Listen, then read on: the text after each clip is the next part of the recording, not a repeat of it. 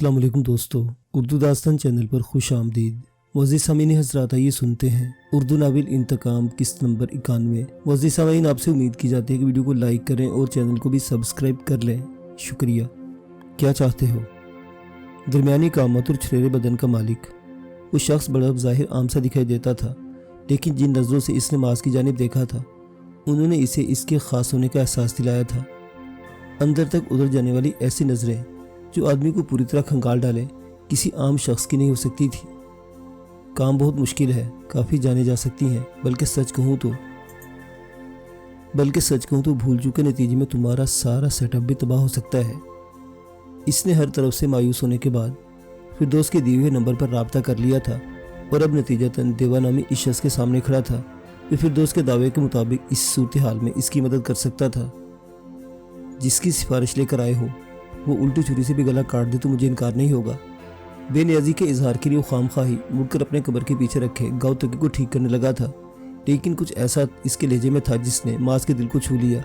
इससे एहसास हुआ कि बिखरी जुल्फों, घनी दाढ़ी और बड़ी बड़ी मूँछों के साथ गुंडे की गद्दी पर बैठे शख्स के अंदर अब भी वो नौजवान सांस ले रहा है जो अपने कॉलेज फेलो पर जी जान से मरता था। नौजवानी की वो मोहब्बत इतने बरसों बाद भी इसके अंदर पूरी ताबोताब से जिंदा थी।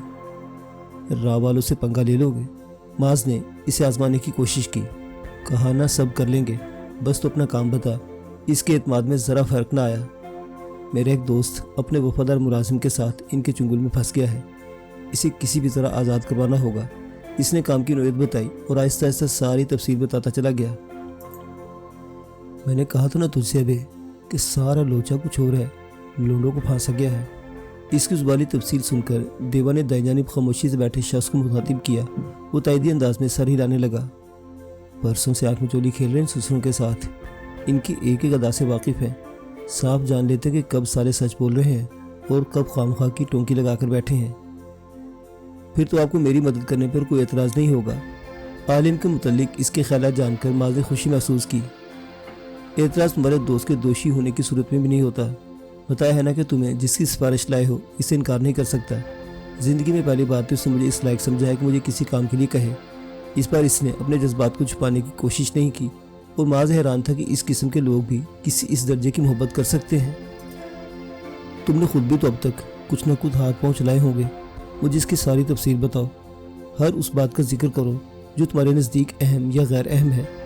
देवा ने इससे फरमाइश की तो वो इस अब तक की जाने वाली अपनी कोशिशों का अहवाल सुनाने लगा। तो विक्रम ने मरते समय तुम्हें मोहन का नाम बताया था। इसकी सुनाई तफसील सुनकर देवा ने तबसरा किया। माज ने अपनी जद्दोजहद का यही हिस्सा इसे तफसील से सुनाया था। सुभाष वाला मामला वो गोल कर गया था कि इससे इसकी ज़ात पर बहुत से सवाल उठ सकते थे और वो अपनी ज़ात को मौजू बहस नहीं बनाना चाहता था। हाँ, लेकिन वो नाम तो बेकार हो गया। मेरे साथी अपने तौर पर तस्दीक कर चुके कि मोहन का राह से कोई ताल्लुक़ नहीं है। वो एक आम सा सरकारी मुलाजिम है।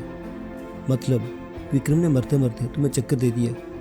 देवा ने इसके चेहरे को गौर से देखा। इस वक्त मुझे शक नहीं हुआ था, लेकिन बाद में हालात ने यही साबित किया। चलो देखते हैं कि तुम्हारे दोस्तों को आज़ाद करवाने के लिए क्या किया जा सकता है। अभी तुम जाओ और रिलैक्स हो जाओ। दीवा ने ज़बान दे दी है तो समझो जल्दी अच्छी खबर सुनने को मिलेगी तुम्हें। इसने इसका जवाब सुनकर नरमी से जवाब दिया, लेकिन इसने वापसी के लिए कदम न उठाए। कोई एक्शन लेने की नौबत आए तो मुझे अपने साथ ज़रूर शामिल कीजिएगा। दोस्त की खातिर जान भी देने का हौसला है मुझ में, लेकिन सिर्फ वसाइल की अदम दस्तयाबी ने हाथ पैर बांध रखे हैं। मैं तुम्हारी हालत को समझता हूँ जवान। अपना कोई पैरा मुश्किल में हो तो मन को चैन नहीं आता। पहले मुझे भी अच्छी तरह जांच पड़ताल करने दो, फिर बताता हूँ कि तुम्हें क्या करना है और क्या नहीं। इसने एक बार फिर तसल्ली दी तो माज कदर मुतमईन सा वहाँ से उठा और वापसी के लिए पलटा। पलटने पर इसकी नज़रें दीवार पर लगी एक तस्वीर पर पड़ी। वो कदम आगे नहीं बढ़ा सका। तस्वीर में मौजूद चेहरा कोई तब्दीली के साथ इसके लिए आशना था। जो तब्दीलियाँ महसूस हो रही थी वो भी उम्र के तफावत की वजह से नहीं थी। तस्वीर में मौजूद नौजवान को इसने एक पुख्ता और बुरबान मर्द की शक्ल में देखा था। वो उन लोगों का लीडर दिलीप था जिन्होंने पाकिस्तान से भारत में दाखिल होने के बाद मुसाफिरों समेत इनकी गाड़ी को अपने कब्जे में लिया था। वो चाहते थे कि यरगमाली के बदले अपने साथियों को रिहाई का मुतालबा मंजूर करवा लें। सोने की चालाकी और दिलेरी के बाइस वो लोग इन अगवाकारों से निजात पाने में कामयाब हो गए थे। फरार के इस मंसूबे पर अमल करते हुए दिलीप के कई साथियों को हलाक भी करना पड़ा था। खुद दिलीप को भी गोलियां लगी थी। उसकी हालत ऐसी थी कि सोने ने इसे मुद्दत सबूर कर लिया था, लेकिन खुद वो जान गया था कि दिलीप अभी जिंदा है। اسے جانے کیوں دلیپ پر رحم آ گیا تھا اور اس نے سونے کے حکم کے مطابق اسے مزید گولیاں نہیں ماری تھی۔ اس وقت اسے نہیں معلوم تھا کہ نیمودہ دلیپ زندہ بھی بچے گا یا نہیں۔ زندگی میں کبھی دوبارہ اس سے واسطہ پڑنے کا تو اسے خیال بھی نہیں آیا تھا، اور اب وہ ایک ایسی جگہ اس کی تصویر دیکھ رہا تھا جہاں خود مدد طلب کرنے آیا تھا۔ کیا دیکھ رہے بھیا؟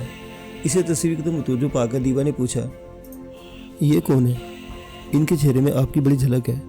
وہ سمجھ گیا تھا کہ دیوا کو دیکھ کر اسے شناسائی کا احساس کیوں ہوا تھا۔ سمجھو ہم ایک ہی ہیں، ایک سکے کے دو رخ۔ دیوا نے کھل کر اس کے سوال کا جواب دینے سے گریز کیا۔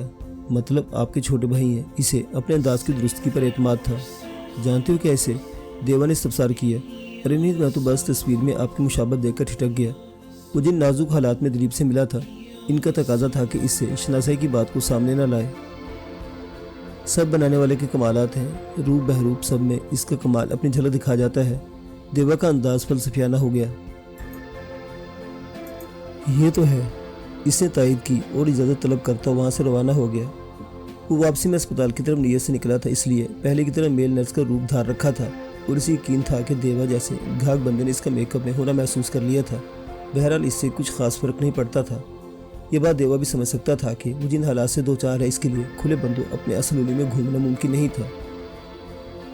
میں سجل سے ملنے آ رہا ہوں، مجھے اس سے کچھ اہم و دو ٹوک باتیں کرنی ہے، آپ اسے میری آمد کی اطلاع دے دیں۔ وہ آج بھی موٹر سائیکل استعمال کر رہا تھا اور آج بھی اس نے کالے خان کے کسی آدمی کو اپنے ساتھ رکھنے سے صاف انکار کر دیا تھا۔ اسے پوری آزادی سے اسپتال کا رخ کرتے ہوئے کسی جھجک کا شکار نہیں تھا، بس اس بات کا خیال رکھا تھا کہ کوئی اس کے تعاقب میں نہ ہو۔ اسے خوشی تھی کہ دیوا نے ایسی کوئی غلطی نہیں کی تھی۔ کیا کوئی خاص بات ہے؟ دوسری طرف سے کال سننے والی فردوس کو اس کے لہجے نے ٹھٹکا دیا۔ وہاں پہنچ کر بتاتا ہوں۔ اس نے کال منقطع کر کے سپیڈ میں اضافہ کیا۔ اگلے 5-6 منٹ میں وہ اسپتال کی پارکنگ میں پہنچ چکا تھا۔ میں پہنچ گیا ہوں، کوئی مسئلہ تو نہیں؟ آ جاؤں؟ پارکنگ میں ایک بار پھر کال کر کے اس نے فردوس سے اجازت چاہی۔ آ جاؤ، صرف میں ہی ہوں سجل کے ساتھ، آج گھر سے کوئی نہیں آیا۔ فردوس نے اسے سبز بتی دکھائی تو وہ تیز قدموں سے چلتا مطلوبہ کمرے کے دروازے پر جا پہنچا اور دھیرے سے دستک دی۔ آ جاؤ اندر سے، فردوس نے اجازت دی۔ السلام علیکم۔ وہ دروازہ دھکیل کر اندر داخل ہوا اور بلند آواز میں اندر موجود دونوں نفوس کو مشترکہ سلام کیا۔ وعلیکم السلام، آؤ بیٹھو۔ فردوس اس کے روبرو کھڑی تھی، جبکہ سجل چادر سے اچھی طرح اپنے جسم اور چہرے کو ڈھانپے بستر پر تکیوں کے سارے پر آجمان تھی۔ فردوس نے اس کے سلام کا جواب پرجوش دیا تھا، اس کے ساتھ سجل کی مہین آواز بھی شامل تھی۔ شکریہ۔ اس نے رسمی طور پر سجل کے بستر کے قریب موجود کرسی کھینچ کر بیٹھ گیا۔ کیسی طبیعت ہے آپ کی؟ اس بار وہ براہ راست سجل سے مخاطب ہوا۔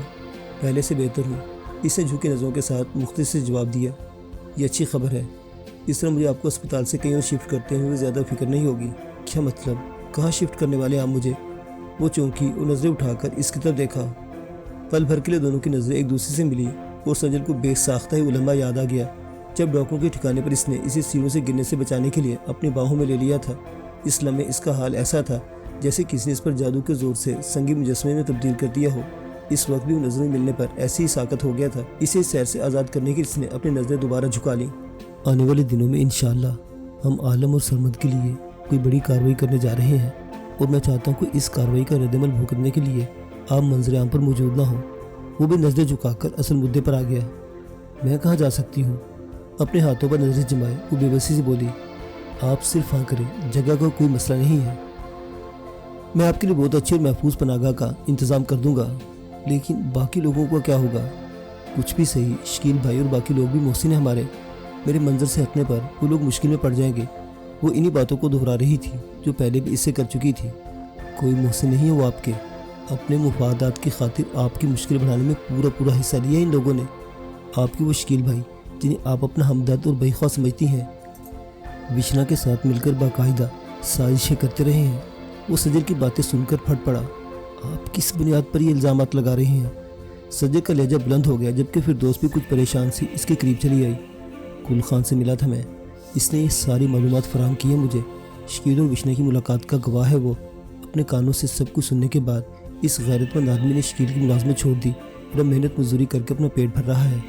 اس نے ایسا حوالہ دے کہ سجل کے ساتھ ساتھ فردوس بھی انگشتے بدندہ رہ گئی۔ اس سارے قصے میں گل خان کا کردار ایسا نہیں تھا کہ ہر کوئی اس سے واقف ہو جاتا، لیکن ماجد کے حوالے سے ایک بڑی اطلاع دے رہا تھا۔ اس کا مطلب تھا وہ واقعی اس سے ملا تھا۔ آپ کو گل خان کہاں ملا؟ سجل کی حیرت سوال بن کر لبوں پر اتری۔ اگر آپ کہیں تو میں اسے آپ کے سامنے گواہی دینے کے لیے یہاں بلوا سکتا ہوں۔ اس نے قدرے جارحانہ لہجے میں پیشکش کی۔ میں یہ نہیں کہہ رہی، مجھے آپ کی سچائی پر کوئی شک نہیں، لیکن وہ تذبذب کا شکار تھی، جبکہ فردوس خود کو کچھ کہنے کی پوزیشن میں محسوس نہیں کر رہی تھی۔ یہ ایک ایسا معاملہ تھا جس کا فیصلہ کرنے کا حق کلی طور پر سجل کو حاصل تھا۔ اس لیکن سے صرف یہ سوال ہے کہ آپ نے اپنے ادا اور سرمد کو آزاد دیکھنا بھی چاہتی ہیں یا نہیں، کیونکہ میں جہاں تک عالم کو جانتا ہوں، مجھے معلوم ہے وہ ہرگز اس بات کو قبول نہیں کرے گا کہ اس کی آزادی کے بدلے آپ کی زندگی مصیبت میں پڑ جائے۔ وہ پہلے اسے نکتہ سمجھا چکا تھا، لیکن آج لب و لہجہ مختلف تھا، اور یہ مختلف لب و لہجہ سجل کو متاثر کر رہا تھا۔ جب آپ کوئی فیصلہ کر لیں تو مجھے مطلع کر دیجیے گا۔ کوئی بھی عملی قدم اٹھانے کے لیے آپ کے فیصلے کی بہت اہمیت ہے۔ میں نہیں چاہتا کہ اپنے ساتھ کئی لوگوں کی زندہ داؤ پر لگانے کے بعد میں ان دونوں کی رہائی کا انتظام کروں اور وہ آپ کو مشکل میں دیکھ کر دوبارہ از خود گرفتاری دینے پر مجبور ہو جائے۔ اس سے بالکل دو ٹوک بات کر کے وہ اپنی جگہ سے کھڑا ہو گیا۔ آج تم اتنے غصے میں کیوں ہو؟ فردوس دیکھ رہی تھی کہ اس کے لب و لہجہ سجل کو خائف کر رہا، اس لیے اسے ٹوکے بنا نہیں رہ سکی۔ میں غصے میں نہیں ہوں، میں صرف حقیقت پسندی سے کام لے رہا ہوں، اور ان سے بھی یہی چاہتا ہوں کہ وہ یہ نام نہاد معاشرے کے خوف سے آزاد ہو کر وہ فیصلہ کرے جس میں سب کی بھلائی ہے۔ اس نے لہجے کو نرم کر کے اپنے رویے کی وضاحت دی اور قدم دروازے کی طرف بڑھائے۔ سنیے ذرا، ایک منٹ رکیے۔ سجل کی پکار نے اس کے قدموں کو زنجیر کیا۔ میں آپ کی تجویز قبول کرنے کو تیار ہوں، لیکن میرے ساتھ ساتھ آپ کو اعظم کے لیے بھی انتظام کرنا ہوگا۔